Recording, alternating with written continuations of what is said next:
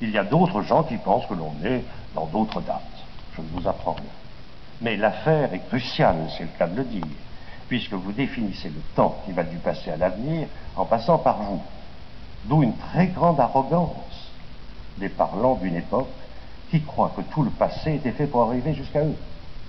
Je rencontre tous les jours des gens qui sont persuadés d'être l'accomplissement du passé. Il ne faut pas les en dissuader parce que sinon ils deviennent très vite agressifs. C'était fait pour eux. Mozart était fait pour eux.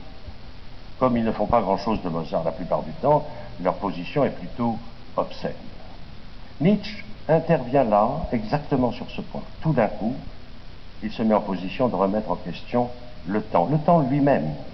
Là-dessus, Heidegger, être et temps et être.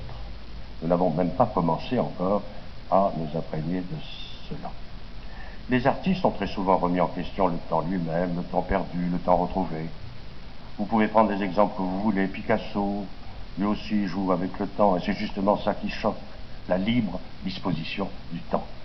Vous n'êtes pas obligé de vous tenir à carreau en pensant qu'une fois que vous êtes né, le vin est tiré et qu'il faut le boire, et que vous allez de votre naissance à votre mort, qu'il ne saurait tarder, car c'est très bref. Vous vous donnez à ce moment-là à la biologie, à la technologie biologique, génétique, parce qu'on fabriquera, soi-disant, sur les corps humains, on les fabriquera pour qu'ils soient mesurés dans le temps qu'on va leur assigner, raison pour laquelle le geste de dégagement de Nietzsche sera combattu par ceux-là même qui veulent appliquer le programme technobiologique. Et on dira à ce moment-là que c'est Nietzsche qui est responsable de cette déshumanisation, alors qu'elle va à toute allure, que vous serez dès lors assigné en tant qu'humain à ce temps donné, le temps de la rentabilité voulue, ceci avant que vous ne soyez remplaçable, puisqu'être désormais, c'est être indéfiniment remplaçable, et que vous êtes, et nous sommes, déjà remplacés.